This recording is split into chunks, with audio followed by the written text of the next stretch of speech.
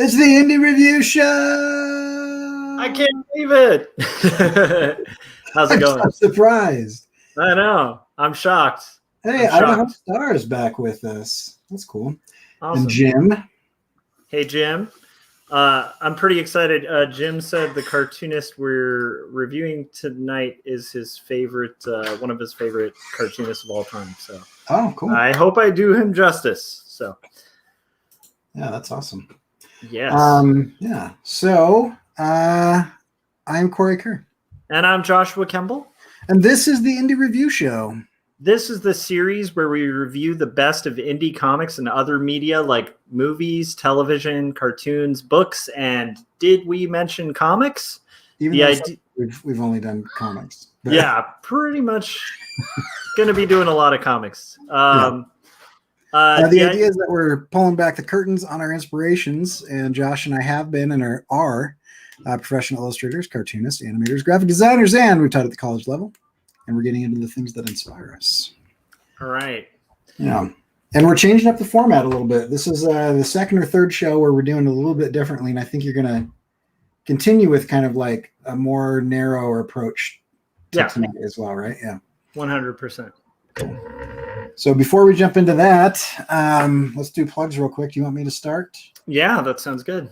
All right. You can find my stuff at CoreyKerr.com. And if you go to CoreyKerr.com, which I'll put on the screen right now, you can see all kinds of illustrations and animations and other things.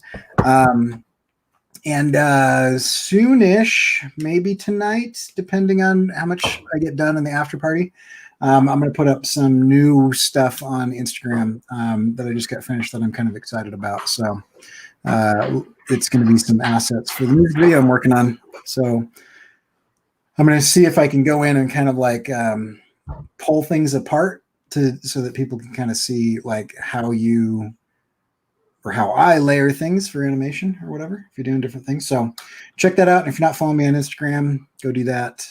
And Josh, where can we find your stuff? Yes. So you can find this lovely book, Two Stories, which is my graphic novel about faith and mental illness that I handwrite, hand letter, and hand ink. And if you're really into the comics that we've been reviewing, I think this might be up your alley. It's black and white. It's definitely not all ages, but deals with really heavy topics and is a very personal story to me. And you can get it on Amazon.com for a little less than a cup of coffee right now, which is kind of insane. So I am definitely sending people there. Because if you have Prime, there's free shipping. And it's a good way to get a graphic novel. So now let's get into tonight's book. I'm really excited about this. This is probably one of the most influential cartoonists to my work.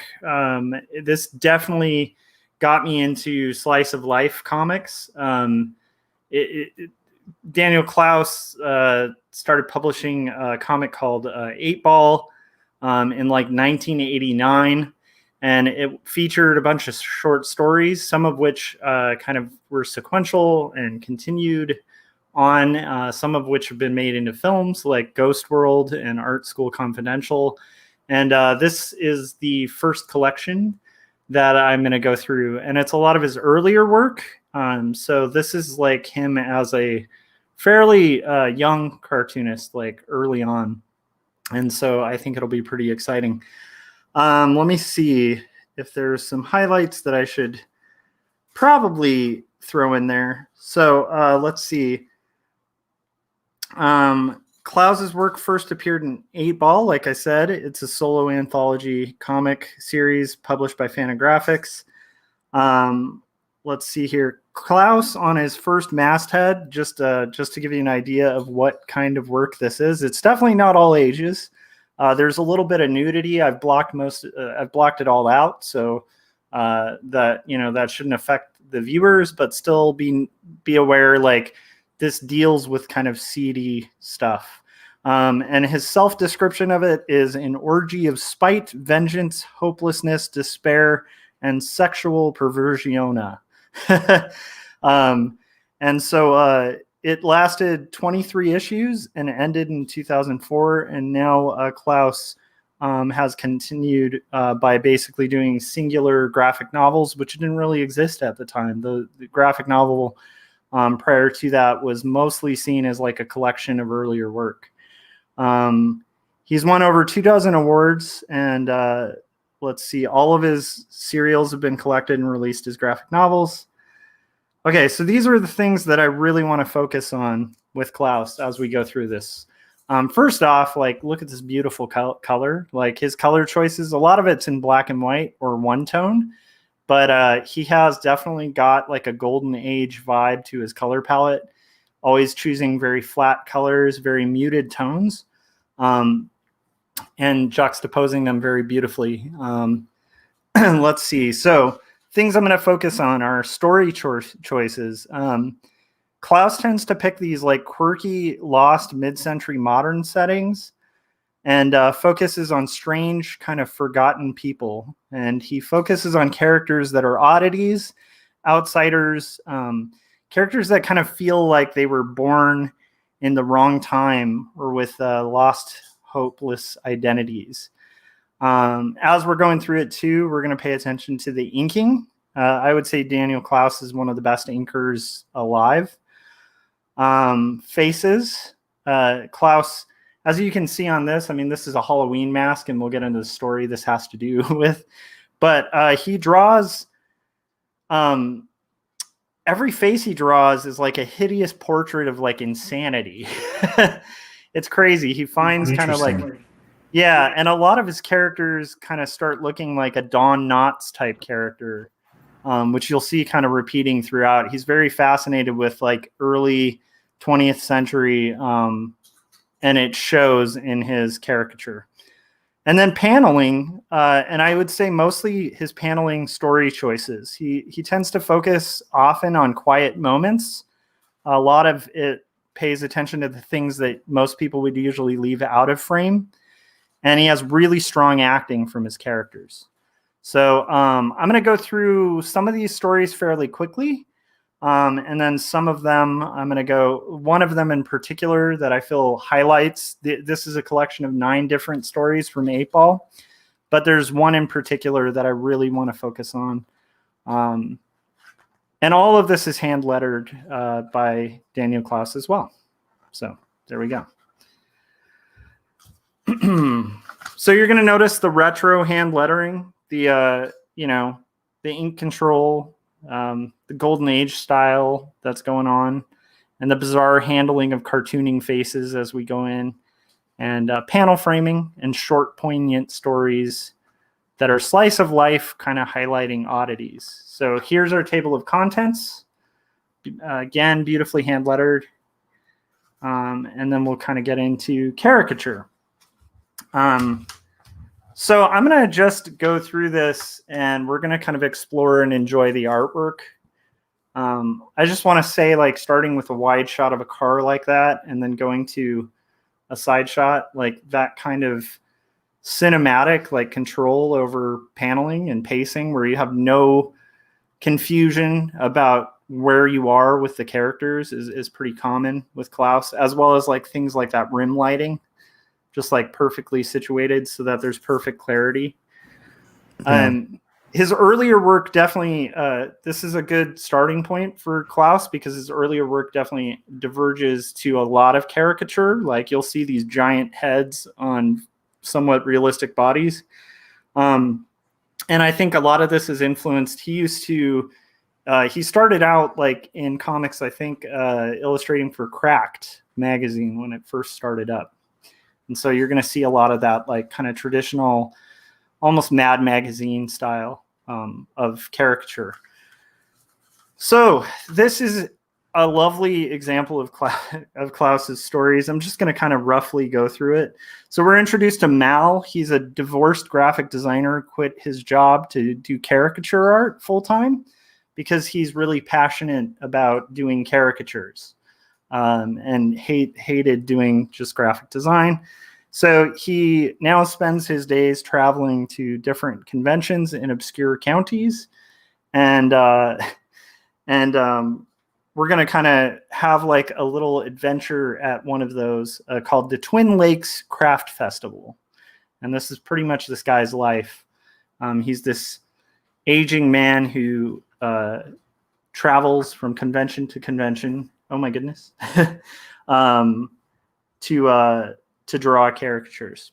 And I need to be really careful about the ones I remove here. So we also find out that he is really obsessed with the females that he draws. He's a lonely man, and he kind of fantasizes about the women that he draws in caricatures. He also talks about being very frustrated drawing these characters as they see themselves, as they want to be seen, as opposed to like what they actually look like. And he is basically at this convention drawing these people. They keep complimenting him, even though he's not drawing them as they actually look. And he meets this girl named Theta, who has a black eye. And then I wrote here just to highlight all the creepy faces. There's just a specific, like, I think this is a really good example of it. I'll kind of get close to that. There's a specific look to, let me see if I can get it to focus. There we go. There's a specific look to like a Daniel Clowes face. And I think that's a really good example of it. It's like a lost, sullen kind of sadness, you know, that they're sort of, the characters all emanate. So, okay. So he meets this girl. You're also going to see these like beautiful controls of blacks. Like I think on our last one, we talked about like the Z pattern, you know, and like just the framing of that shadow to kind of lead you through the page. Yeah. Okay, let's see here. So he's met Theta. She's a questionable character with conflicting identities and stories, and she's infatuated with his art. Like she thinks this guy, she's been watching him at the convention. She thinks he's a genius. Let's see here. And so we also find out that Theta has like a boyfriend, but it like ends up having these conflicting stories. So she has him draw her, and they have a conversation. She's talking about what a genius he is, how he's not appreciated properly. And he sprays the portrait with fixative, and we go on to a restaurant. And you'll notice, again, like I said, mid-century locations. Like he picks these like crazy mid-century diners, and you'll just see that throughout. So we end up back at the convention. Theta appears again, this time wearing a wig. And he overhears her thinking that she's not Theta, getting in an argument with another person in the background at the convention. And she here is basically, he's asking why she's in disguise. And she says, it's my talk show guest disguise. We get the idea that she might be trying to kind of hide from this boyfriend or whatever. So she sits next to him as he's drawing these portraits, and they start having conversation again about caricature art, and she's basically complimenting him more, and ends up kind of tagging along with him to a very beautiful mid-century modern diner again called People's that looks like a kind of out of the way Denny's.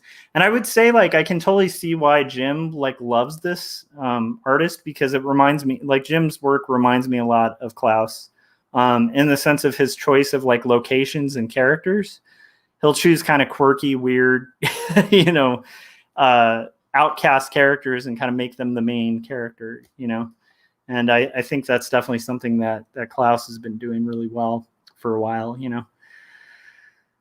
So here we're finding out that Theta is saying she's 22. He initially thought she was like 17. She's talking about her dad being a famous scientist and her mom is an artist. And again, I just want to highlight the use of blacks. There's like on this face, just, I mean, look at that cut, like the control of that ink, you know? And the feathering. Yeah, and that panel on the left page and on the right side in the top. Yeah. I mean, those are like, I mean, that could be like a portrait or a poster. I mean, it's just such an interesting angle where the camera is slightly higher.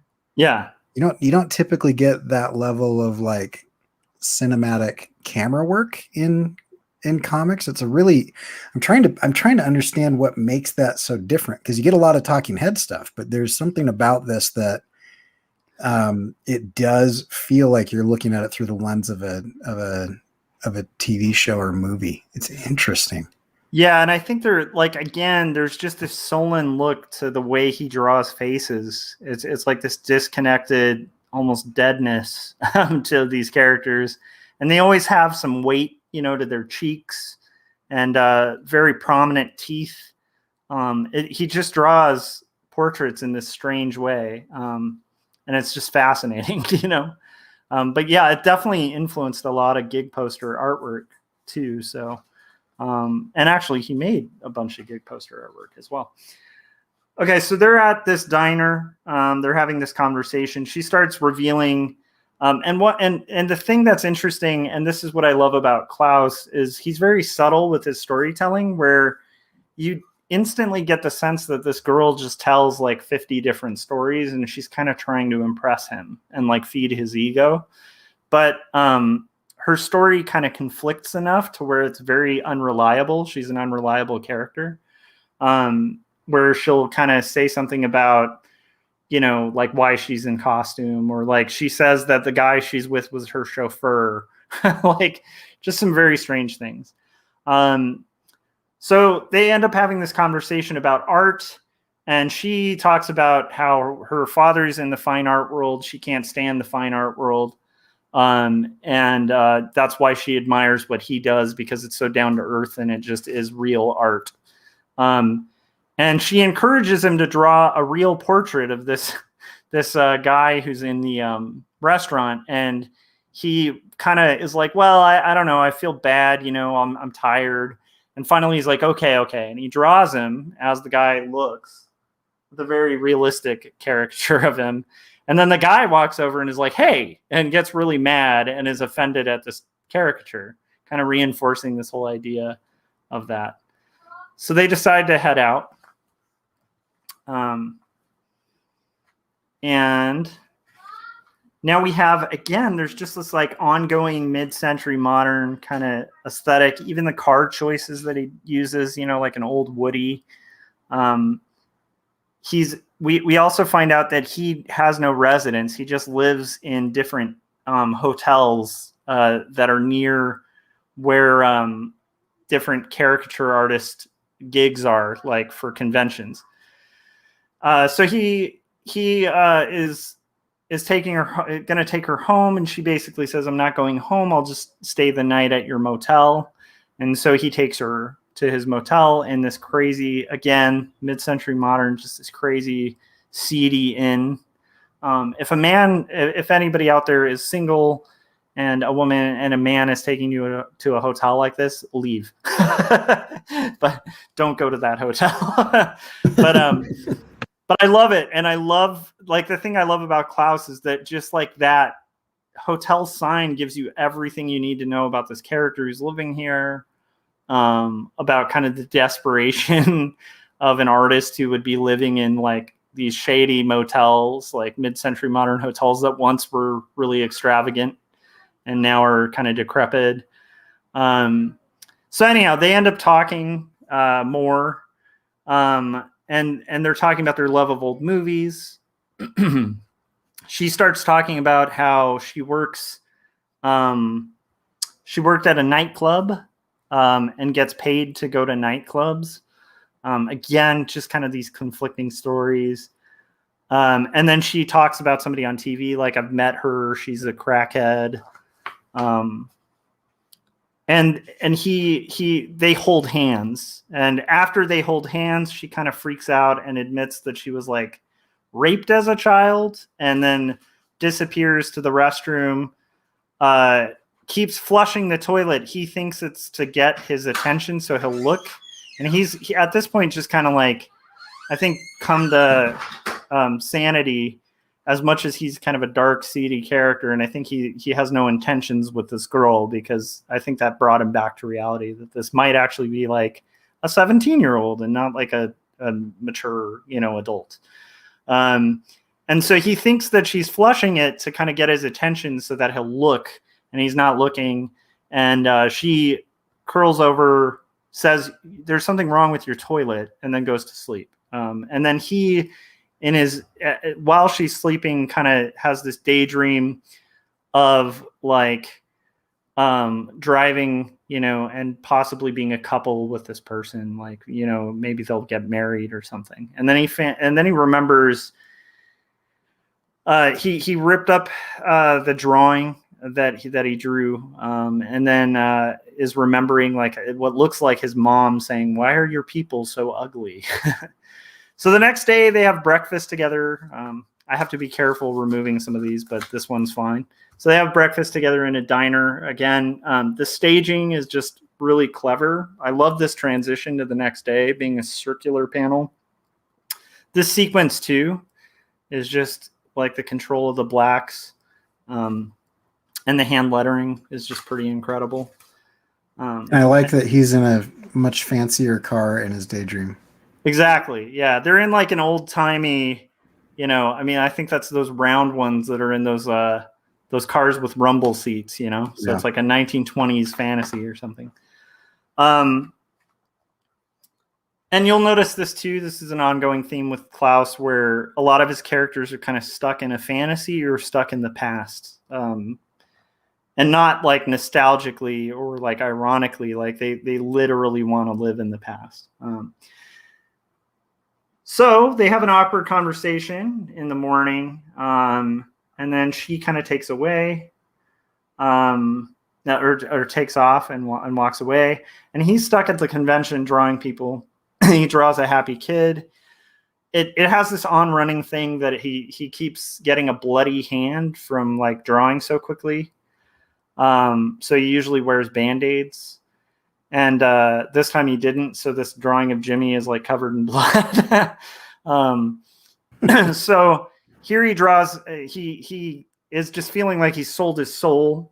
He's been like really moved by all of this talk of him being a genius, and can't take the drawing. Like something's off with his caricatures. And so he goes to the bathroom and draws a realistic caricature of himself.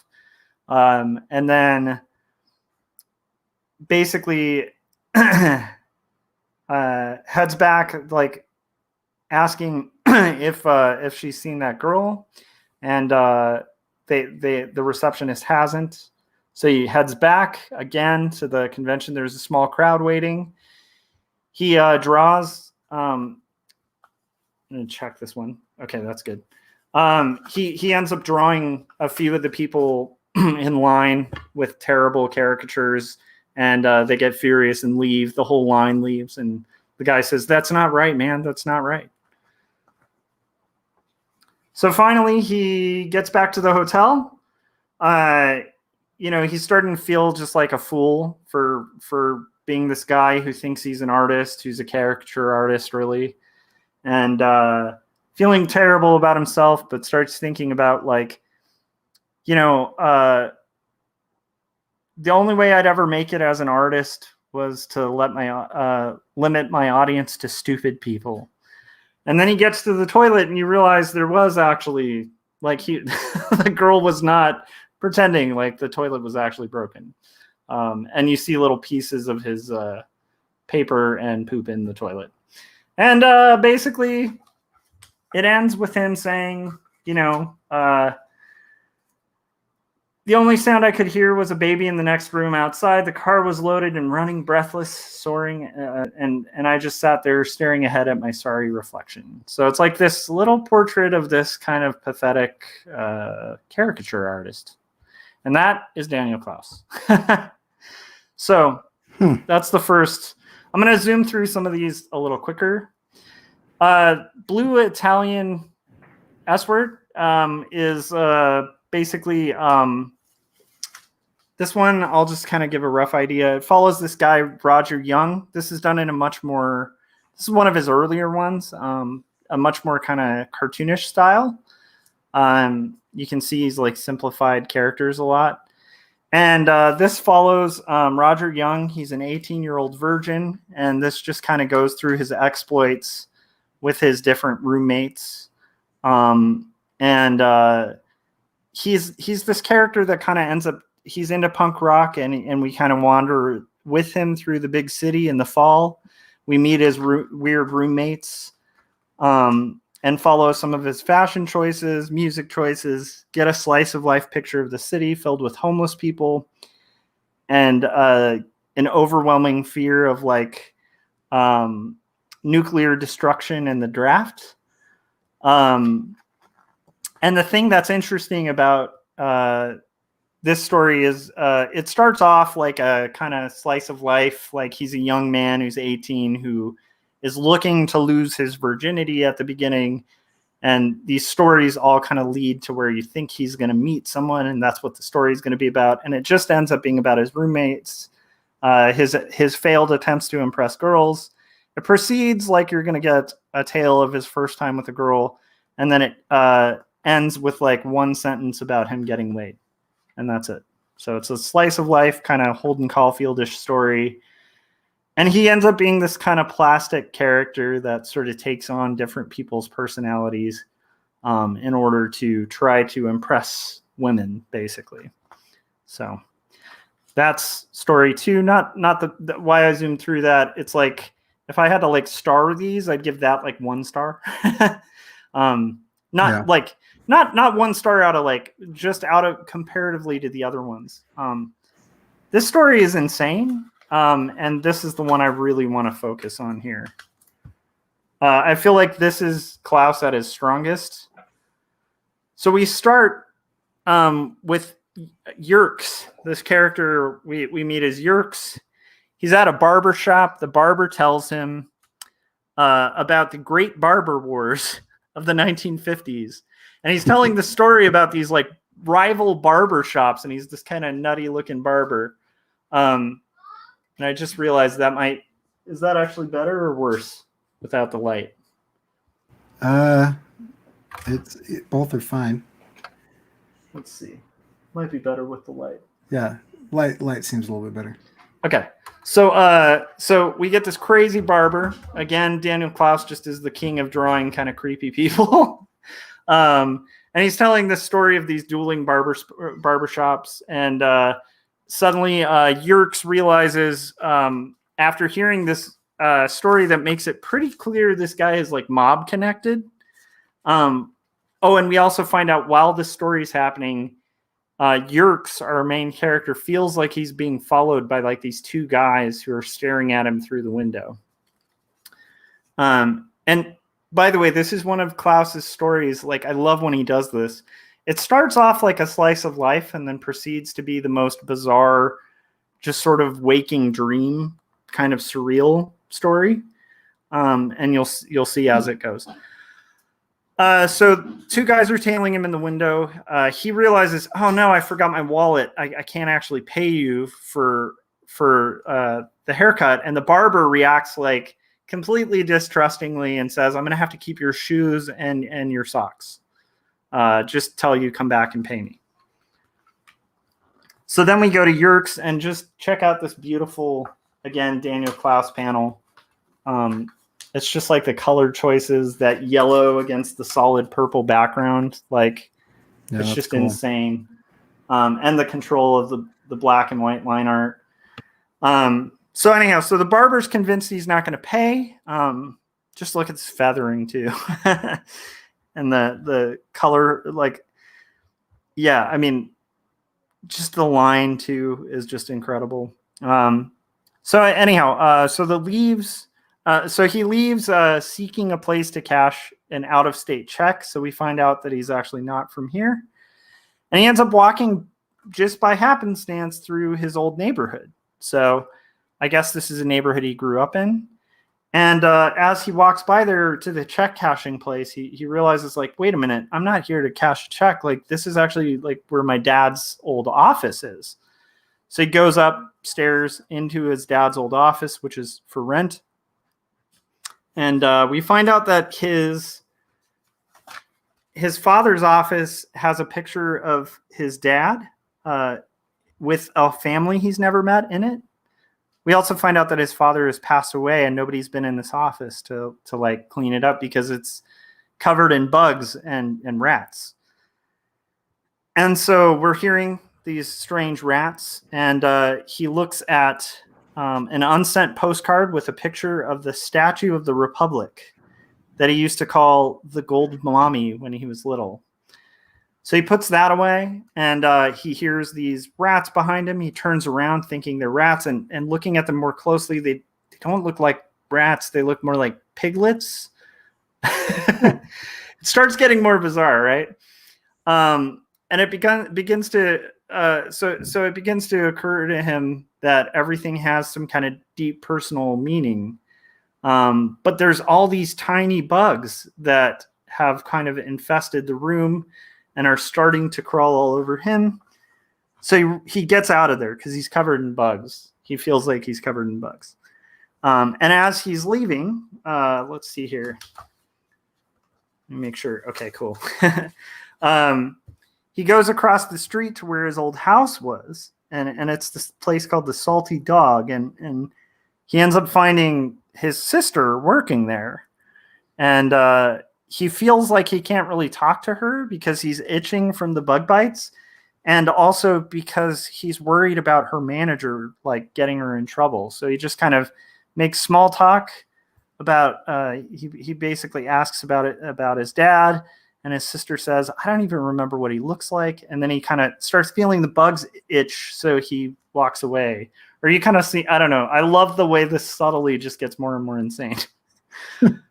So he decides, like, I got to get out of here. So he gets out of there, and he ends up going to the Statue of the Republic, walking there. And as he gets there, he's just feeling terrible from all the bugs. So he just takes off all his clothes and dips in the pool in front of it, and talks about it as a second baptism. And there's this kind of strange sort of pagan ritual vibe to this, which will tie in to the later stuff.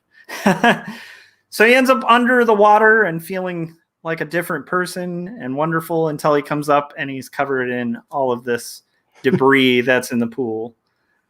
So he quickly gets up and puts on his clothes and suddenly sees a castle. He doesn't remember this castle, but he decides to walk towards the old castle. And as he looks in, he realizes like it looks like a shopping mall, but then he realizes it's more of like a theater because there's people in like costume from like the show. And then so he starts walking through this theater, and people just walk up to him. One of them's like, nice haircut, man. And this guy walks by and draws an X on his back. And so here he's walking against a tide of people, and they just keep drawing X's on his back. And then in the crowd, he sees the barber, our creepy barber from earlier. But the barber just kind of ignores him. And he's starting to feel kind of claustrophobic, so he walks into a room where he can be alone, and he sees this bathtub, and he decides to crawl in it. So he crawls in the bathtub, and an audience starts putting folding chairs up, and they all sit back. And then one of them is one of the guys that was tailing him at the barbershop. And a guy in third row screws together a gun, points it directly at him and at his head, and pulls the trigger. And then everything goes black, and he feels what seems like 1,000 howling, sticky bodies writhing around him in a humid mass, above and below, in every direction, squirming and pushing against my skin. The end. I love that. I mean, it's just the most surreal, bizarre story where he kind of walks you through it and paces you from reality to this kind of insane fever dream, you know? Yeah. And I just think masterfully. And I also think just the way this X's were being drawn is just so eloquently done. Like and again, just the Daniel Clowes, like creepy faces, just highlight the whole thing. As well as just beautiful use of just like very traditional flat color, you know? Yeah. So there we go. Let's see where we're at. That's the one I wanted to highlight because that will mirror stuff that you'll see in the future from Clowes. Like my favorite book by him is like a velvet glove cast in iron. And that is like this fever dream times 50. All right. So we get this other story. This is like my least favorite story, although I think the style of it is pretty awesome. It's got this kind of these moments of rendering that, like, again, are kind of like that classic Mad Magazine. And in this one, let me pull open this. So in this one, we are, let's see here. Okay. So it starts kind of autobiographical about this guy who's obsessed with 1969.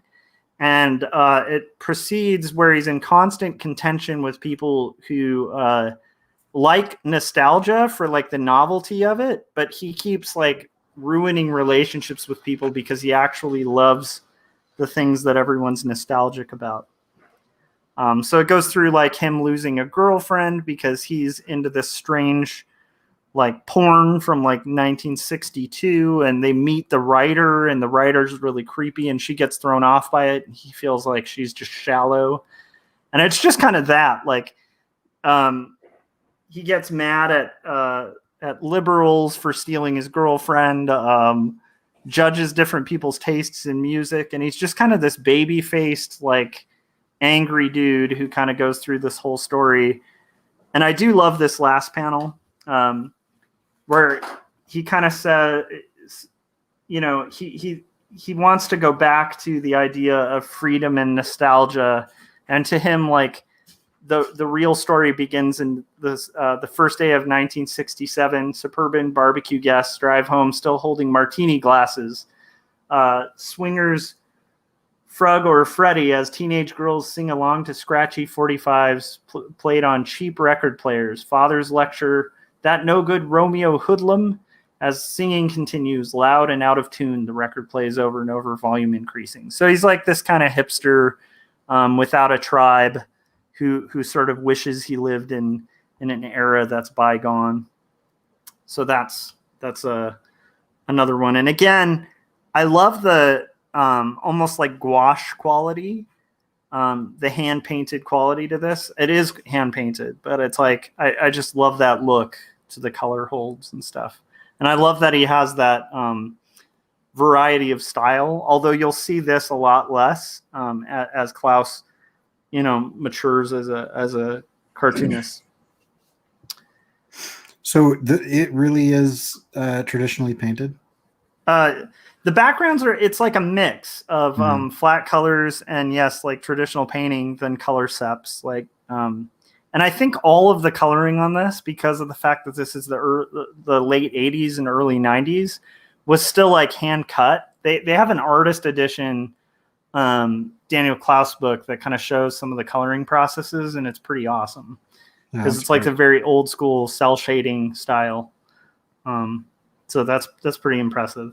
So I think on this they would actually cell shade with the inkwork separate. But don't quote me on that. You heard it here first, folks. Exactly.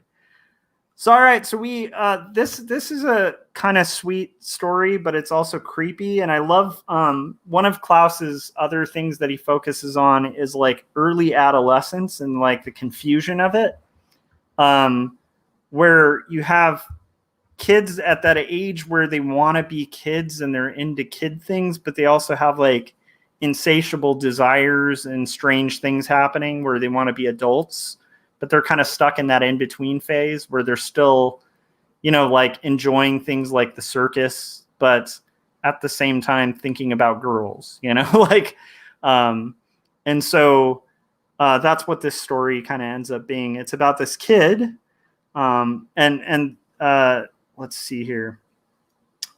Let me make sure. Yeah. So this kid, Roger Young, who we'll see as a character again. And actually, I think Roger Young was might have appeared earlier. Oh my goodness.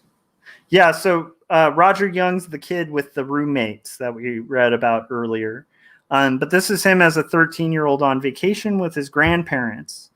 And we follow him like as he's doing this thing where he's throwing a ball against the wall, kind of pretending that he is. They have like a brick shed in the backyard, and he's pretending that that he is winning like the World Series, and we follow his kind of strange fantasy, like where he's like living in this fantasy world, and his grandpa's kind of cheering him on, like, "Hey, you're doing a good job." And then we find out that he also has this habit of they're at the ocean side where they're vacationing, and he has this habit of kind of floating on here and somewhat stalking this family that is vacationing next door who have a teenage daughter. And so he's kind of following them, looking through the window, and having these terrible thoughts about like the neighbor. But then his grandparents take him to a puppet show, and he's trying to pretend he doesn't enjoy it, but he actually does. And then we find out that he's embarrassed by his grandfather because his grandfather can't order fast food well. I do love the character lines of this too. If you just look at the way that face is drawn, that's pretty incredible. Yeah, it's a good kind of old school Hanna-Barbera mouth there. Yeah, and I like the button eyes and stuff. So he befriends this kid Bemis, who's a neighboring kid, and he's basically hanging out with Bemis, who's a little older and smoking cigarettes. And they start talking about the girl who lives next door, and he ends up leaving in the sand a note for her, "I love you." And he gets back a note from her, and he can't really read what it says. He's like, I just have no idea what this says, right? His fantasies start getting a little crazier. He starts imagining that he is winning the World Series against aliens to save the world. And then it just continues. And I just want to highlight some of these page layouts, like the solid black here. It's almost like perfectly balanced. Like if you divided this between like black and white, it's it's almost even. And I just adore that. So anyhow, they end up at a circus again. He's actually enjoying the circus. He's afraid Bemis is going to say something cynical to kind of ruin it because he feels pressure to be this like older kid.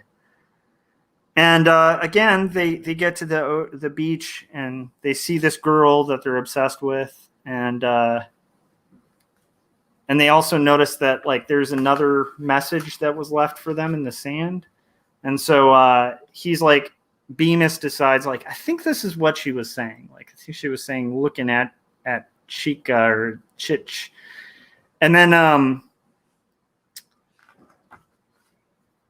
so finally they end up having this terrible moment where they kill a bird, and then the summer's over.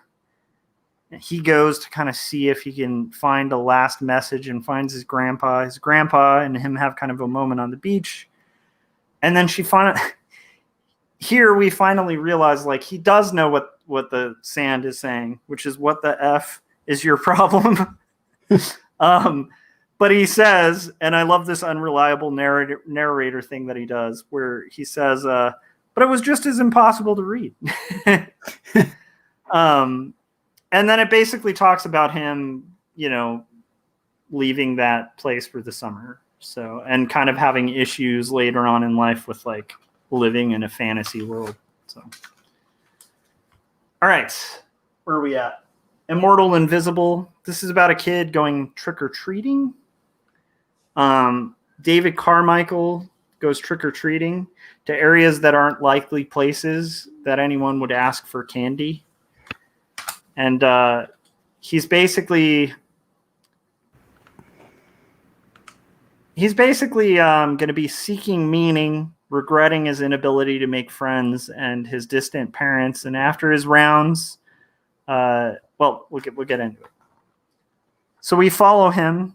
He's kind of made fun of by these kids. I just want to also, again, highlight just how beautiful the control of the inkwork is on this, you know? Yeah. And I know for a fact this particular comic was a big influence on Stray Bullets by David Lapham. Oh, that makes sense. So anyhow, so he goes trick-or-treating. Initially, he just starts going to places that no one's going to go. And so he goes to like the family that's rumored to have been through a divorce that everyone's avoiding. And they give him peanut butter. They just pour it into his bag. And he ends up going to this house, which has like a crazy religious lady who's hiding. And he decides he's mad at her, so he leaves the peanut butter on her doorknob. And he ends up kind of going into an apartment complex, which is like a big no-no on Halloween, and running into this old couple who make him cookies and tell him to come back. And years later, he comes back, and they had moved away. And here, again, we trek with him. And I love just the horrifying mask that he's wearing is great. And what we end up finding out, so he goes here where this like guy kind of chews him out for, because it's much later, everybody's done trick-or-treating, chews him out for trick-or-treating. So he pees on his mailbox and then decides, you know, that lady wasn't so bad, and goes back and wipes off the doorknob peanut butter. And then basically he ends up at this house with somebody his age and realizes he's probably too old to be a trick-or-treating. And the father there has him drive like an RC car. And he walks away kind of getting what he was seeking, which is devoid of meaning, nothing. And it just kind of perfect. He ends up leaving the candy in his closet in a spot where it's never seen again. And I think it really does capture that alienation of aging where you know, you're transitioning from childhood to teenage years, you know? I mean, I don't know if I peed on anybody's mailbox, but you probably felt like it at that time. Yeah. So this is green eyeliner. Just on a stylistic note, this is beautifully done. Like it's just very, very classic. But I'm gonna just kind of zoom through these because I don't want to give away too much. And we're getting to that point in time. So green eyeliner goes through Mona Beetle. And at the beginning, she mentions she's going to marry a cop probably once her inheritance runs out, and that she's had a hard life. And we also find out that she's obsessed with watching this soap opera star. So we follow her. She's talking to her friend who's kind of found out that the soap opera star, is going to be in a film. And we also pan back to in the past when she was less attractive. She was kind of overweight. It turns out this guy, Gavin, had made fun of her in high school. So she tracks him down, has a memory of like growing older and being in a relationship, and then getting a fake gun. So we find out she has a fake gun in her purse. She goes to meet Gavin. They're in an elevator. She's saying, "Do you remember me?" And she's saying Mona Beetle. And he's like, "Mona Beetle. And she's saying, "Do you think I'm attractive?" And he's like, "Yeah, look, I can't help you. I don't have anything to do with casting or anything like that." And he's saying, "I'm not even getting paid for this movie." And she's like, "Don't you want to ask me out?" And he says, "Sorry, I can't help you." And then we find out that Mona had this secret plan to have him ask her out and then pull a gun on him Oh, wow. to get him back for high school. And we find out that later she did pull the fake gun at a movie theater, causing a crazy stampede where she was run over and then saved by a cop thus tying with the beginning where she talks about marrying a cop. Strange story, but again, very, very interesting. This is the weakest of the stories in this. I love the art. It's basically about. I'll just read this one. It's a convoluted story. I think why it falls apart, honestly, is because Clowes' strength is first-person writing. This one he writes from a god's eye view, and it just doesn't pull together as well. It gets a little convoluted and hard to follow. But it follows basically this guy Epps. I'm just going to zoom through this one. And this guy Epps basically is an artist having an affair with a gynecologist's wife. The lives of it follows the lives of the musician gynecologist Dr. Tenboom, Epps' girlfriend Sabine, Tenboom's stalker Claudette, and a rock star Karen Gosla as they interweave and were brought into a world of intrigue following Epps' weird exploitation of racist imagery from the 1920s to build a trendy art career, and Dr. Tenboom's selling of personal photos to magazines that end up getting him fired because you can't really sell photos from gynecology. So it's kind of funny and quirky, and it actually does have, for people who like Clowes, like some of this ends up being in the screenplay for Ghost World as filler plot, like the art thing, the recycling racist imagery from the 20s and becoming famous in the art world thing. And then similarly, like it also has other sequences and stuff too. So that are like pulled from like other things that end up being in Art School Confidential, the screenplay. So there's seeds of things that I think he ends up pulling from again. So we get to the last story. I will say, regardless, everything's expertly drawn, as you can see. There's definitely like a golden age style that he uses. And it's really neat to see that, I think, with like slice of life.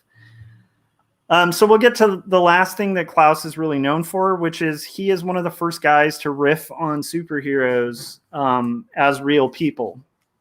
He I think might have actually predated Watchmen with that. So this is Black Nylon. We are introduced to a detective superhero who has to get in costume. He gets a check for public good, and so we find out he has to get in his costume to cash this check. And I love Clowes' superheroes. He also has a ray gun, right? And by the way, while he's walking through the city, also, this is important later on, we see this dad encouraging his son to like bully this little kid. So the superhero's on his way to cash the check at the bank. And on his way, he decides to pull his gun on that on that dad. I guess that's do-gooder kind of stuff. And now he starts thinking about having trouble thinking about figuring out that poor kid who strangled his father. And he is trying to kind of figure out like this mystery. He's like a Batman type character. So at the beginning, he's trying to piece together this mystery. Has to go to bank, cash his check, decides to stop by his psychologist's office. And while he's heading there too, we find out he has a young rival. Oh my goodness, what was his young rival? Oh, named Hero Boy.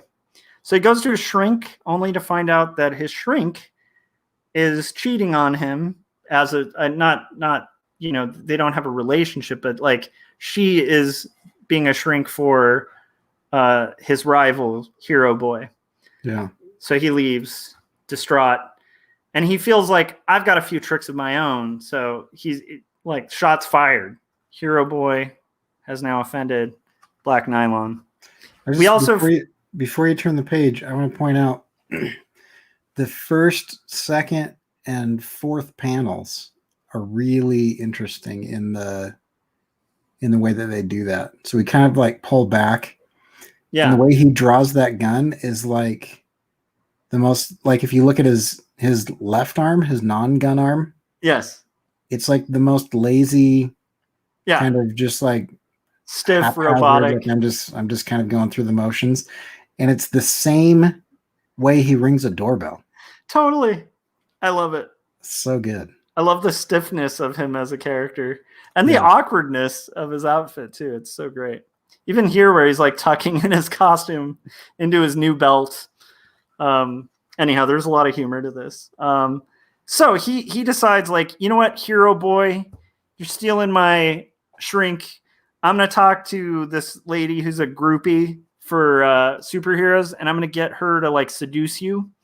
And then I'm going to get her to turn on you, you know, just to get you back. Okay. So he goes to see his old squeeze and then finds out that she's this old mom with like a couple kids. And she's like, are you ready to be a father to your sons? He needs you. All of these children need a father. And he runs away. So he runs away. He's like, he's going to get back on this case and ends up getting shot by bullets and going to see a doctor who fixes up his arm. He lost a finger, and he gets his arm fixed. And while he's at the doctor's office, he's looking for clues, and he finds a folder for murdered man.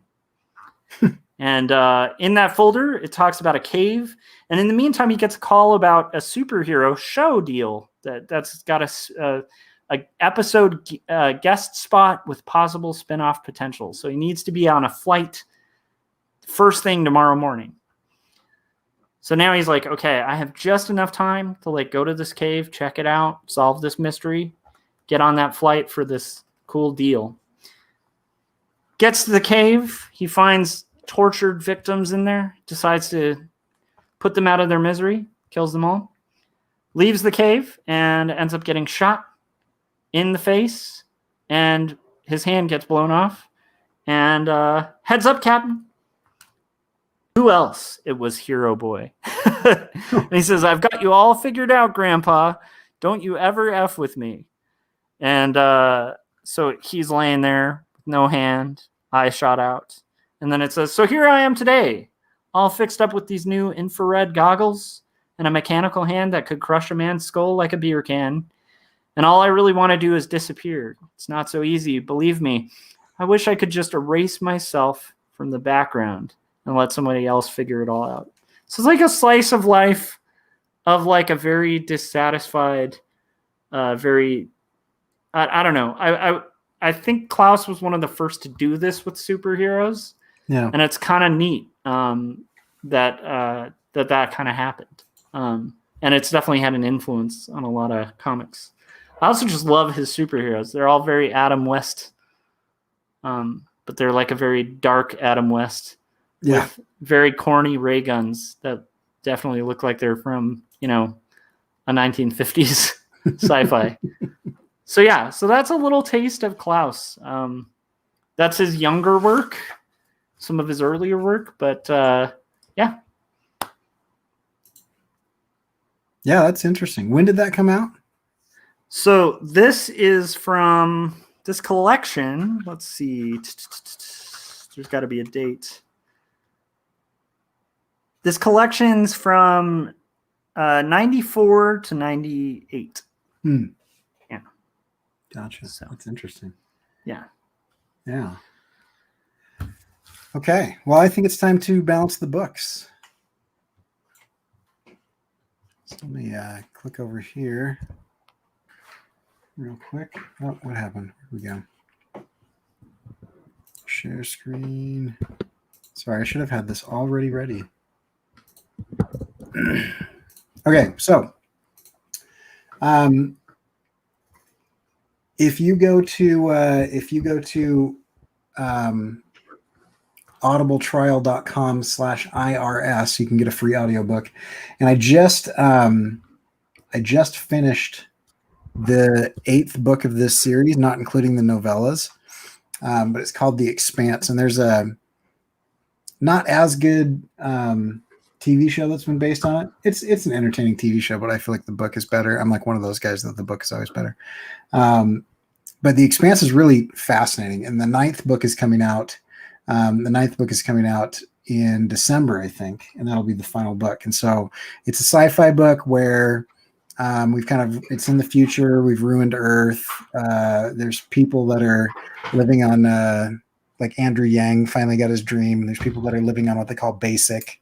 And there's other people that are choosing to earn a living. And then there's people that have colonized Mars that are trying to terraform it. And there are people that are called belters that are living kind of in the belt in between Mars and Earth. And they grow up with all kinds of like bone density issues and things from never experiencing gravity. And then through a series of events, they discover this thing called the proto-molecule, which is basically sent by an ancient alien race, and hijinks ensue. And it's just kind of a really fascinating look into like science and politics once humanity kind of moves beyond the limitations of this planet. But it's not like super fantastic in its like unrealness. And so you just kind of follow this crew of kind of like unlikely shipmates. It's a great series, highly recommended. And so if you're looking for a good audiobook or something along those lines, I recommend that one or any of the other ones that we've mentioned. And so the Indie Review Show is brought to you by Audible. You can get this free audiobook or anything else you'd like, and support the show by going to audibletrial.com/IRS. And you can also just go to irsagency.com and click on any of the links there in the past shows or future shows that we're going to be doing. Those are all affiliate links that don't cost you anything else or anything in addition, but they give us a little bit of a kickback that helps us keep the lights on. Sweet. So, I mean, like for me, Clowes has obviously been like a huge influence on the way that I approach storytelling, like the idea of minimal paneling to tell like an effective story, the idea of like quiet moments. Yeah. But I definitely think there's something really unique that is really particular to Clowes, which is that like idea of like a lost mid-century modern kind of universe with these strange, like obsessive people who are kind of stuck in an era of time, are kind of forgotten characters, like, or they're characters in transition where they're like, you know, either going through adolescence or going through like identity crises. And I feel like there's definitely like a very Salinger-esque like vibe to his writing, but also not in like a divisive way where like I think of it like a book like Less Than Zero, which I like too, but it's like that book's like very, very much Salinger. Like it probably wouldn't exist without Salinger. But this is like, it just feels in the same wheelhouse of that like spokesman for alienation, but in its own kind of Clausian way. And definitely like, I don't know. I would say just for me, like the biggest influence though is definitely inking and paneling and of course lettering. I would kill to be able to letter like that in comics. So yeah. Now, do you know if that's hand lettering traditional all the way through, or if it's printed and hand lettered over the print, or 100% traditional? Yeah. Wow. That's impressive. Yeah. It's annoying. Although I know some of it is in the way that a lot of older comics were done, where like some of the things he'll ink separately and then cut and paste onto the page. Right. So there's definitely a lot of that, but yeah, it's all hand done. Yeah. It's killer. That's awesome. Yeah. Yeah. Just going back to what Jim Lujan was saying, the proportions of his characters are really interesting because their heads are all slightly bigger. Mm-hmm. And not all of them, but some of them have like almost like rubber hose legs, but then other people, you know, are more humanly proportioned. It's kind of interesting how just those slight variations in the character designs kind of change how you're supposed to feel about the character and things like that. Like the one guy, I think it was the barber, whose eyes are just a little bit too far apart. Exactly. Just a little bit. And it just gives him that kind of like, there's something a little bit wrong with that, but it's not like a distortion that's grotesque. It's just kind of like, that's just a little bizarre. Like it's interesting that you can kind of just hint at that visually, and it kind of like sends the reader kind of down that path. It was an interesting, very, very subtle in its kind of like obvious nature. I don't know if that makes sense. No, it makes perfect sense. What's interesting to me too about Clowes is like he doesn't go the easy route. Like he has a lot of sexually explicit stuff in his comics, but they're never like lurid or appealing. They're kind of horrifying, like, right. But they're not horrifying like Black Hole Charles Burns, like straight horror. Right. It's just like this lurid, like creepy Motel 6 vibe to everything that he makes, and I love that he doesn't go like, even with the castle in my favorite of the stories, like, right, it could have very easily just turned into this like horror house where it's like a big murder parade, but instead he has a bathtub that the guy crawls into. It's like, it's not quite a horror. It's just like this very strange dream. And that's what I love about Clowes at his best. I think like he's really good at just this eeriness, but not going so far or so obvious with it. Yeah. Because I think what he's doing is a lot harder than just to like straight up have like blood and guts and like horror or like lurid, sexy stuff. Like he kind of tests the boundaries and pushes it a little, but in this strange way that's so unique. It's hard to put into words, but I think Jim put it well, where he said, it occurred to me that when you summarize a Dan Clowes story, it can't help but sounding like a dream. For sure. Yeah. So. Yeah. That's pretty interesting. It's almost like, I mean, I haven't read it yet, but it seems to me like, when you meet somebody and they're not like totally cartoonishly nuts. Yeah. But they just like, they creep you out just a little bit, and you can't really put your finger on why. Yeah. There's something about the conversation or their mannerisms or something that's just, it's like, it's like the two words from him just a little bit, but you can't like pinpoint or describe it to another person why. I feel like everything I just saw is kind of like that. Yeah, it's totally that. It's the conversation where somebody drops two words that are just a little off, right, in a way where it's like, but you can't pinpoint it. And I love that. I love that about the work. I think it's just great. So, and also just the visual look of it, like stylistically, it just looks cool. I think because of the referencing mid-century modern, just aesthetic to it, it begs to be on like skateboards. It's just, and also just the weird, creepy Don Knotts characters are great too. So yeah, well, that's interesting. That's interesting. So, so next up we have. I've got to throw a little bit of a curveball. I've been planning on doing this book, I Kill Giants, and I've been looking for it for weeks, and it's either out of print or very expensive right now for whatever reason. I don't know if it's in the middle of printing or if it's not popular enough to get reprinted or whatever.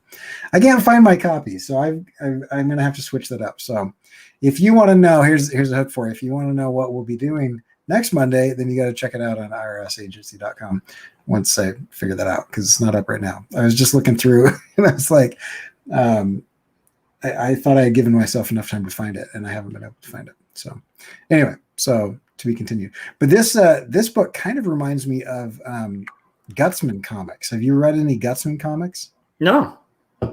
I am like 90% certain now that I've seen this that he's got to be inspired by Clowes. But it's a completely silent comic. The whole comic, and occasionally they have speech bubbles that have icons in the speech bubble. Oh, nice. But most of it is through like body language and circumstances and blocking and facial expressions. But it feels very much, especially in the way that they're doing the the kind of like tapering line work and the hatching and the really heavy kind of core shadow. Yeah. Kind of not on the side of the face, but just inside. I might do something. I'll have to decide whether I want to do that one or not. But definitely there's got to be an influence there. Yeah, I didn't even get into line tapers, but it's like the one of the best reasons to check out this book is to just check out the control of line weight and like brush. And also I will say, for anybody who like thinks that feathering is really easy to balance in a way where it doesn't just look out of place, just give it a shot to like feather like rim lighting on a face and see how well you can pull it off. It's hard. Yeah, it's so hard. Anyway, Gusman Comics is a Dutch guy named Eric Creek. Nice. But yeah, I'll send you a link to his stuff. But yeah, and it's the same thing. Like I was looking at his stuff as I was teaching myself how to ink, and it looks like, oh, cool, large areas of black. I should be able to pull that out. It's so hard to do it well. Dude, this is totally Clowes influence. That's crazy. Yeah. See what I'm saying? Yeah. This is good radio here. We're not actually showing anything on the screen. but yeah, as soon as I saw his, I was like, oh, that's Eric Creek. So that's awesome. I don't know if I'm pronouncing his last name correctly, but it's Dutch, so I don't speak Dutch. I love it. Well, all right. So we have an after party, and I believe it's on my channel this time. Yep. Is it? Okay. So if you guys want to see more, stay tuned. Stay on my channel, and we'll be on in probably about like 10 minutes. Till then, Corey, where can everybody find your stuff and all that fun stuff? You can find my stuff at CoreyCurr.com. And if you click on what's new or go to CoreyCurr.com/online, you'll see all the recent stuff.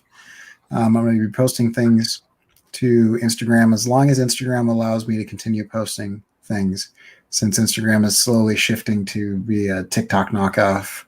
But as soon as I'm required to do a dumb dance or lip sync to somebody else's comedy routine, I will light the internet on fire and never come back. So until that time, you can find my artwork on CoreyCurr.com, Instagram, Twitter, and Facebook, or on YouTube. So, and Corey's roller skating videos are to die for. You should definitely watch those on Instagram.